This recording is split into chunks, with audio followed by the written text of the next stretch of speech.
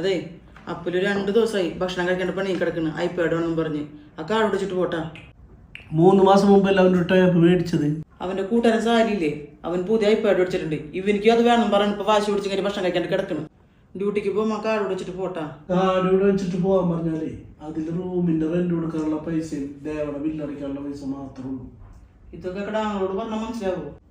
അതെ, നമ്മുടെ ദാരിദ്ര്യവും കഷ്ടപ്പാടും ഒക്കെ മറച്ചു വെച്ചിട്ട് മക്കളുടെ ആഗ്രഹങ്ങൾ നിറവേറ്റി കൊടുക്കുമ്പോഴേ ഒരു കാര്യം ഓർക്കണം.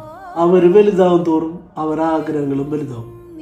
അപ്പൊ ചിലപ്പോ നമുക്കത് സാധിച്ചു കൊടുക്കാൻ പറ്റാണ്ടാവും. അപ്പൊ അവർക്ക് പിടിവാശി കൂടും. അങ്ങനെയാണ് അവർ അക്രമാസക്തരാവണത്. വീടറിഞ്ഞു വളർന്ന മക്കളെ നാടറിഞ്ഞു പെരുമാറും.